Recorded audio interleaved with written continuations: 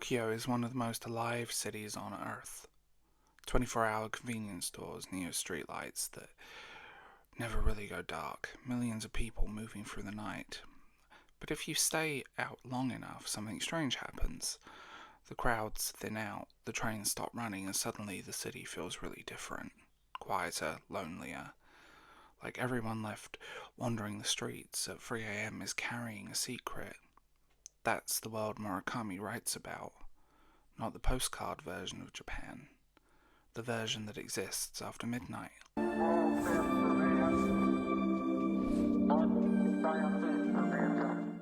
There are writers you read and there are writers you wander through. Reading Murakami feels less like reading a book and more like just wandering through a city at 3 a.m. in the morning. The trains aren't running, the neon lights are still buzzing, and everyone you see on the street looks like they're trying to convince themselves that everything is fine. That's the first thing that stands out when you spend time in these books and Murakami's work. Not the violence, not the shock, not even the darkness, but the weird stillness of it all. Murakami writes a version of Japan that doesn't show up in like tourist adverts. It's not cherry blossoms and temples and sushi on conveyor belts.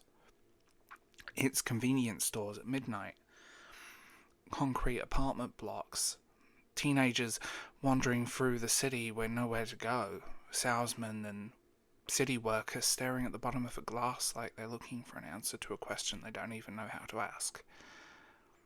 His books feel like peeling back layers, like wallpaper of like modern Japan, the gentrified tourist version, and showing you all the wiring underneath, and sometimes that wiring is on fire. He has a gift, this strange gift, where he can make something feel completely normal right up until the moment it isn't.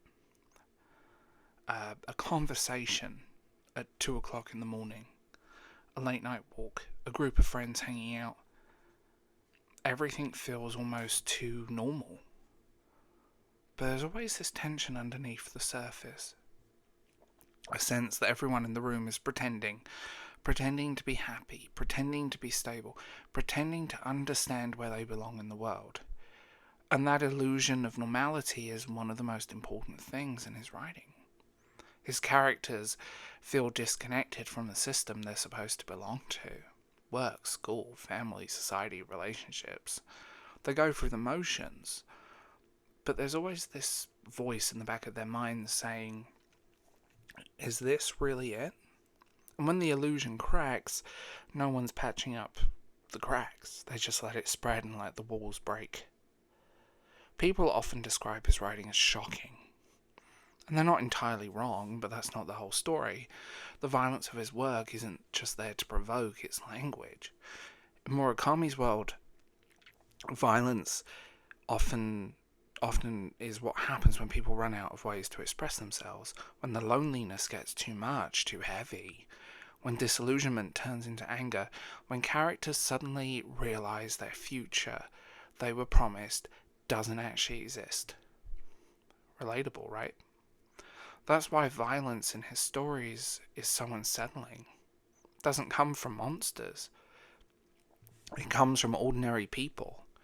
People who feel like they slip through the cracks of modern life. People trying to feel something, anything, even when that something is terrible. I think one of the most strangest and fascinating things about his work is how deeply it connects to pop culture. I think. Movies, music, television, fashion, consumerism. His characters live inside an endless stream of media and noise, and yet they feel empty. Like they're watching someone sit in a room full of bright flashing screens and slowly realizing none of it actually means anything. Murakami's Japan often feels like standing on the edge. Maybe an emotional apocalypse? Maybe?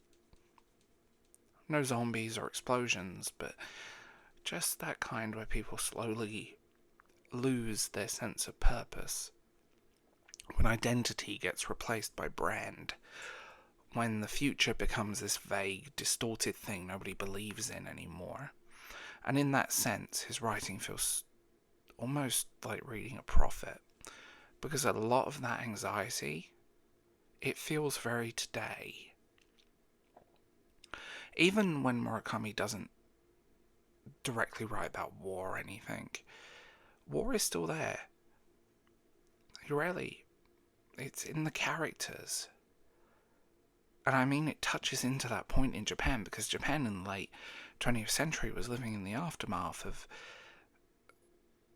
emotional trauma as well as historical trauma, defeat, occupation, rapid economic transformation. And you have a generation of young people trying to figure out what that means. His stories often capture that strange emotional inheritance.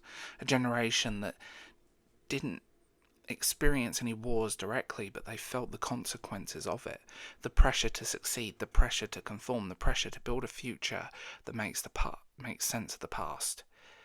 And when the future starts looking hollow, his characters often react in extreme ways. And they're not evil. They're not villains. They're just lost. If you spend enough time in his work, you start noticing something.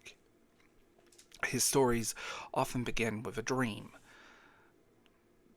Literal, metaphorical, not always, but it's there. A dream of freedom, of escape, of excitement, of living outside the rules. But dreams rarely stay beautiful, do they? Because he understands something uncomfortable about human nature. When people feel disconnected from society, they don't always become heroes. Sometimes they become dangerous. Sometimes they become self-destructive, and sometimes they become both. And Murakami never tells you how to fix that. He just lets you sit in it.